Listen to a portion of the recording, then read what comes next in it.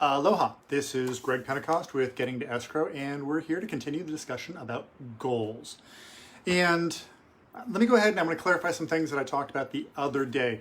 Number one, I had mentioned some studies that were done, and I forget the universities that I had mentioned, but 1953 there was a Yale study, 1979 a Harvard study, the Dominican University by Dr. Gail Matthews did a study which corroborated the other studies, and there are several other that have gone out to try and either prove or disprove the Harvard and Yale studies, and they've all pretty much corroborated it. So goal setting is huge. I mean, one of the big things that I mentioned a little bit differently the other day is that literally the 3% of the people who set goals, write them down, write out a plan of action, and then follow those plans, okay, are literally worth more than the other 97% combined. Now, if you think about that, that's a lot. I mean, it's huge. So let's talk about goals. I mean, if you don't understand why they're important, which is one of the things we talked about last time, that right there can be, your happiness can be worth everything. It is worth everything in all truth. But one of the things I didn't talk about, and I forgot to, and this was supposed to be in the talk the other day on Monday, was about goal setting. And a lot of people set goals. A lot of people set kind of small goals. And that's great to kind of keep us moving forward, but that's kind of for today. That's going to help us move forward today to get to someplace. And that's not necessarily going to get us happiness. I mean, daily goals, small goals are meaningful, but let's put them in context of a larger goal. Now, larger goals. Why would we want to set larger goals? Because it's scary. Yeah, it is scary. I'll talk about that in a minute. But what they do is they allow us to get outside of the moment. If you think about where you're at right now, and is there enough just stuff that needs to get done? And I know if you look at my life, there's always a conversation to be had, a situation that needs to be dealt with. There's always something that if I didn't have larger goals in my life, could take all of my time. And what the larger goals do is they really help us achieve the long-term results that we want. And that's why we want to set longer goals or larger goals, because it's the long-term results that lead to our happiness. And so by setting longer-term goals, larger goals, we end up being actually happier. And that's what I think we all want. I know that I want that not just for me, but I want that for you. That's why I'm sharing this. So I want it for everyone. Now, once again, working on longer term goals also helps take you out of that, the little stuff of today, that the mini stuff, the tiny stuff that that all just needs to get done anyway. And sometimes it doesn't really need to get done, but we focus a lot of time on getting it done. So that's one of the things that we want to, that's another reason why we want to set long-term goals and larger goals, is so that we can keep moving. We can actually achieve things that are greater, and it'll make us happier. So that being said, let me tell you a little story about my journey with goals. And let's start off with the kind of goals I had when I was young. I didn't really have a whole lot. I was frustrated in life. I was frustrated by a lot of things. I didn't really have any goals. I didn't think I'd live to see 20. I don't know that I wanted to live to see 20 at that point in my life. Anyway, it was what it was, and we're not there anymore. But I didn't think I'd live to see 20. And I remember one day I woke up and I looked in the mirror, and I wasn't 20. I was 20. And I hadn't made it through my 20th year and turned 21. No, I was 22. And I remember looking in the mirror and oh, time's gonna pass anyway. It was pretty mind-blowing for me. I can still remember that day. I can still remember looking into my eyes in the mirror and oh crap, this is it's gonna happen anyway. And so I made a decision that day to do something different, to start pursuing something different, to start planning or doing whatever, start attempting to be an adult. I don't know if I've ever really made that, but I'm working on it.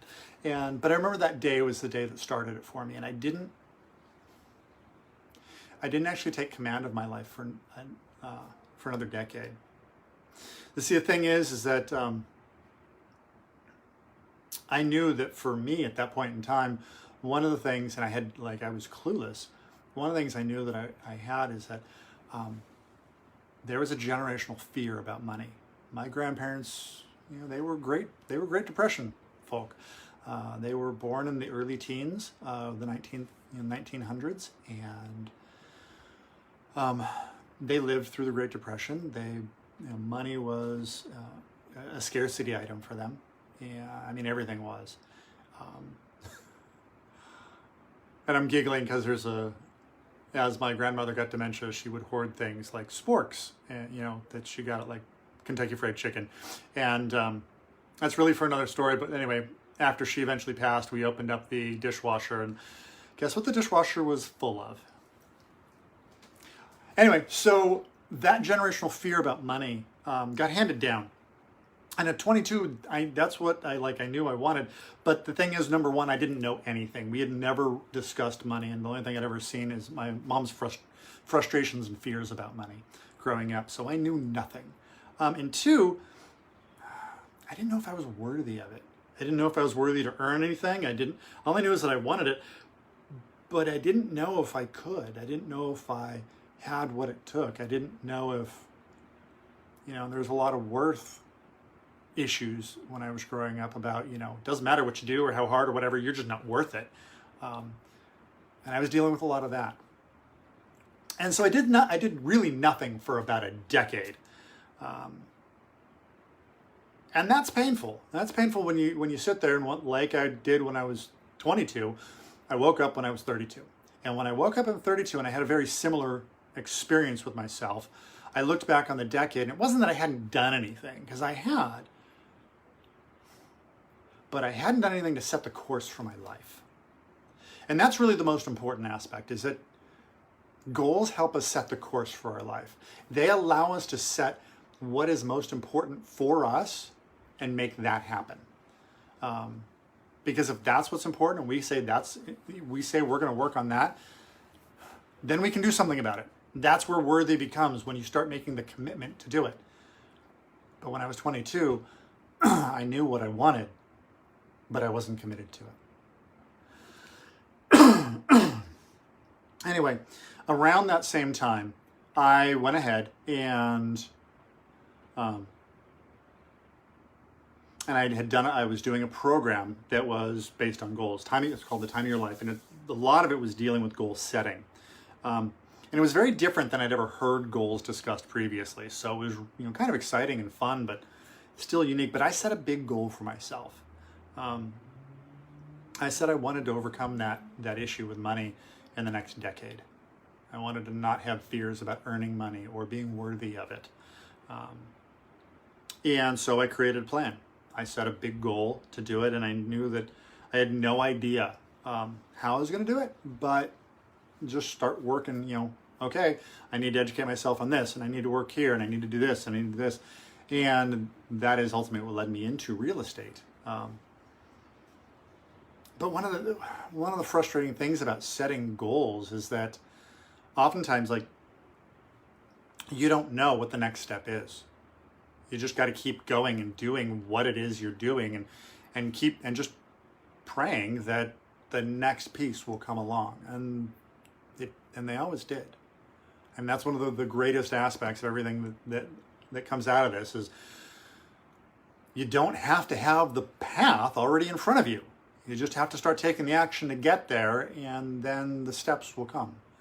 And that's what happened. The best part is that I did become a successful real estate investor. But that's just part of it. The best part about it is that the thing that the goals help me overcome is really the struggle with money, the struggle with, am I worth it? Can I do it? Am I capable? Because I think we all deal with that. I think we all struggle with money. We all struggle with issues of self-worth and value and capable.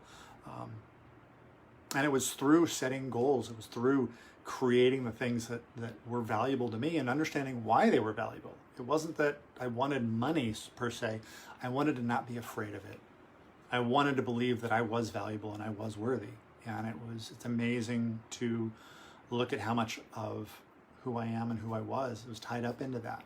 And I still work with it today. I mean, it's not like those values have left me. It's just, oh, okay. I now have different tools, goals, the ability to work, create, and manifest, make things happen. That really made a big difference in my life. So as we're talking about that, I said that today we were going to talk about some areas in life that you want to start setting goals or start looking at setting goals. And I'm going to talk about the areas, and then I'm also going to talk about the types of goals that we want to start looking at. And so let's start off with the areas. The areas, number one, I want to start off with, we're going to start off with broad stroke areas, and then we're going to get niche down a little bit and get a little more detailed and refined so that we can start thinking about where we want to set goals, because we don't necessarily want to set goals in every area. Yes, we want to set goals in maybe 3, 4, 5, maybe 7, maybe 12 different areas. Okay, but we don't want to have 200 different goals. That's too much for us to comprehend. So we want to find out what's really the most important, what really will make us feel special and accomplished when we do them. Because it's one thing to go ahead and say, I want to get a puppy. But if you don't know why you want to get a puppy, you don't know what it's going to do for you, what it means for you, then it might just be another thing that after a few days you're done with. And we don't want goals like that. And trust me, I have achieved a lot of goals that I've set that didn't mean anything to me. And when I got to the end, they were hollow, empty. And I don't want you to do that, because I think we've all set goals that didn't mean anything to us. They sounded nice, they were really pretty, or maybe it was something that somebody else wanted for us. But if we didn't have a meaning attached to it, we didn't know what that meaning was, then it wouldn't be worthwhile once we got there. So let's start off with the broad areas. Broad areas, personal. We want to, when we talk about personal, we want to be really focused on us. What are the things that we want for our own? You think about Maslow's hierarchy of needs. What are the things that are really going to help us be the best who we are? Okay? Now, don't confuse that with the next category, because the next category is going to be relationships. And relationships are, if you don't think they're important, look at your life, because they are. And you may not be at a place where you realize how important they are, or if you are at a place where you realize how important they are, you get it. They're important. So don't wholesale skip this if you're like I was when I was 20 years old. I totally didn't get it then, but they are. They're actually one of the most important things in my life. After that, we want to talk about business. We want to talk about and when we talk about business, it's not just work. And when we niche down on this a little bit, you'll understand, but business is everything. It's not just what you do for an exchange of pay, but it's also your home. I mean, it's everything. It is. So you want to get clear on that. After that, we're going to look at quality of life. What type of life do you want to live? Okay. And also then life vision. Where do you want to be in years from now? Because if you're clear on that, everything is much simpler. And I'm real clear on when I work with people with goals, I'm real clear that is as important or more important than most of the other things. So then we're going to niche down on this, and then if you're taking notes, please do, because after that what we're going to do is we're going to go through and we're going to talk about some time frames with that. So in personal, there's a lot of things that go in personal, but this is really dealing with you and what you think. Your health and fitness, okay? Your intellectual life. Some people enjoy intellectual stimulation, and what do you need for that? What type of stimulation you need? Emotional. Your character. What do you believe in? What do you want to improve in? What do you want to hold on to? And then also your spirituality, your connection with God, and whatever that may look like. So with health and fitness, it could be real simple, like, I want to weigh X number of pounds, or it could be, I want to go out and play physically, 3 times a week. I want to go surfing 3 times a week, or I want to go, play soccer, or do whatever it is that is your thing. Because remember, these are your thing. But that's health and fitness. Intellectual life. Intellectual life can be a lot of things. And one of the things when you set goals that's really kind of unique is any specific goal can actually be in any one category. Let's talk about hiking.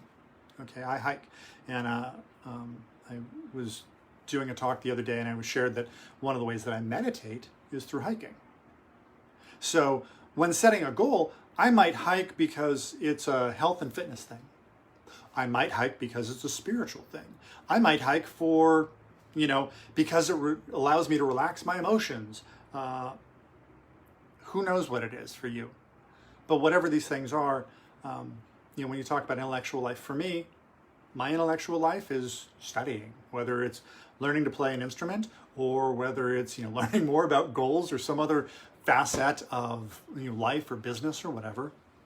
For me, your emotional life is what makes you feel good. And I'm not talking about your relationships, because that's very different. What makes you feel good? And this is actually one of the things that's really pretty key to setting goals, because if you can get this one down and you can balance that, then you learn a new way of taking care of yourself. Oftentimes we don't get trained in how to work with our character. Okay, you may choose to do that. You may decide that you want to be this type of person. Great. Now, and also spirituality. I'm not going to go into that one because we all have our own way. But what I will say is that if any of these don't work for you, then they're not important. Then don't have them as a category. Okay, that's the God's honest truth. You got to set these based on you, what works for you. I can think that something is as important as possible, like I talked about emotional life. But if that's not important for you, you don't see the value in it, don't set a goal there. Until you actually want improvement in one of these areas, don't set a goal. And that's one of the most important things, is because you got to want it. That's where we get hollow goals.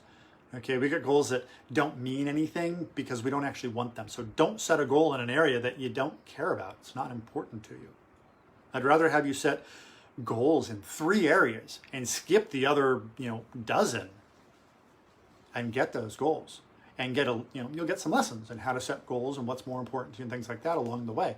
But I'd rather have you do that and get to the accomplishment than set goals for things that you really don't want, because that's actually self-defeating. Because then you're going after something you don't care about just because it sounds good. Don't worry about that. Relationships, okay? When we talk about relationships, it could be, let's start off with the most important one, your romantic relationship or your love life. I mean, it could be whatever it is, but whatever that one, your closest love relationship is. From there, we can talk about either parenting, or if you're young, it might be the relationship with your parents. Okay, or it could be both. You might be, want to improve the relationship with your parents, and also at the same time working with, bettering the relationship with your children. Whatever is most important for you. And then there's also your social life, your friends. These are places that you actually want to grow in. If you do. If you don't, this is your life plan. When we talk about, now let's move into the next area, which is business. Now I said that's everything, and it is. Business is not just, business is it's an exchange. And so when we talk about exchange, we're talking about your career. Is it your business? Is it are you self-employed? How is that affecting you? But how do you want to improve in that? Do you need to learn new skills so that you can get advanced, or do you want to expand your business? And what do you need to get there? And then there's also finances. Now, finances is important. Even if you don't have your own business, finances is, this falls under the business aspect, because that's really what finances are. They're your home business. And I'm a big believer that it doesn't matter what type of business or job or whatever you have. When people who are getting ready to go to college ask me, what my thoughts are and what they should major in, and I go, if you don't know what you're going to major in, but you're going to graduate college, business, because you'll use business every day of your life. Maybe not for your work, but definitely for your home. Okay? Quality of life is your day-to-day lifestyle. How do you want to live? What kind of car do you want to drive? What house do you want to live in? And so on. What do you want it to look like and be like? How is your day-to-day going to be? That's important because you might set it in a priority is not having a long drive to work. Great, you can either move closer to your job or telecommute or whatever, but these are things that affect your lifestyle, and that's, to me, that's huge. When you start niching away, or not niching away, but when you start getting goals one by one for each of those, you start realizing how important that one is. Okay, but once again, we're not looking at setting 250 goals in any one of these areas. And we'll talk about that in a few minutes, but we're only going to set a few goals in each area. And the last one is one of the ones that I consider to be most important. On here it says life vision, and some people know what their life vision, they know what their life purpose is. And if you don't, that's fine. Most people don't. But where do you want to be? Where do you want your life to be in 10 years? You know, when I originally started teaching this, it's called goal setting for a new decade. And we're in 2020, and because it's where do you want to be in 10 years? Because if you start setting, remember, you set goals, you write them down, you write out a plan of action, you follow through in getting that plan of action. And I mean, here's one of the things is that you know that it's important to you if you've done all those steps to begin with. Okay, so that's a big portion of it. But where do you want to be in 10 years? Because if you can start there, you can start where you want to be in 10 years. Maybe you don't see 10 years, maybe it's 5 years. In 5 years, I want to be here. And then you start putting, let's say that's the big picture here, and then you start putting all the rest of your goals in line with getting you there. And hold on, wait, let's see, there we go, okay. And you start putting the rest of your goals in line with getting you to where you want to be in 10 years. Number one, you'll get there a whole lot sooner. Number two, all the goals will have a much more meaningful lifespan, not just in what your day-to-day is, but in everything that you're doing. So, so as you're going through and you're setting these goals, look at what your goals are for 5 or 10 years down the road. And look at what's important in the different categories. And you may come up with categories that are not on this list, and that's perfectly fine. You may call them something different. They may mean something different to you. Whatever it is, remember, this is your life. Don't take on somebody else's goals. Don't let somebody come over your shoulder and be like, hey, didn't you say you were going to be like, have $10 million by the time you were, X age? Don't let them do that. Find out what's really important to you. And I have a belief that when we're working on different areas in goals, that one of the things that we want to do is we want to ask that question, why? Why is this important? Why is it important? And ask that question 7 times. Okay, why is that important? How will I feel if I get that? Why is that important? Because if you'll do that, and I know that sounds like a lot, and it is, but the quality of your life is based on the quality of the questions you ask yourself. And if you'll do that work and you'll really find out why those things are important, then you can connect what is important with your goals. And you can start setting that 10-year, 5 or 10-year plan and be really clear. And there'll be meaning behind every one. So that's what I have for today. Your homework is to go ahead, pick some areas in your life that are meaningful, and start looking at the things that you want and ask yourself, why do you want them? Why are those important? Why are they meaningful to you? Tomorrow we're going to pick up, or not tomorrow, on Friday, we will pick up with how to set SMART goals. And that's one of my favorite things. It's really simple. And then from there, we'll be able, and I realize this is real estate. So make sure that you've got real estate in there. Make sure you understand why you got into real estate to begin with, because you got into real estate for a reason. And if you know what that reason is, you've got a whole lot more going for you. So anyway, that's all I have for you today. I hope you're having an amazing day, and I'll be live tomorrow. We'll be talking about something different, but I wanted to make sure that I got this in, and Friday, I'm real excited about that. But do your homework from today. This is a lot to cover. It's a lot to understand who you are and where you want to be. These are steps most people don't do. If you like what you're hearing, go ahead, please comment, like it, join the Getting to Escrow Facebook group, subscribe wherever you see this, whatever. Go ahead, do that, and I hope you're having an amazing day, and I look forward to talking with you, or look forward to talking with you soon. Comment. I would love to see your comments, and wishing you all the very best. Enjoy.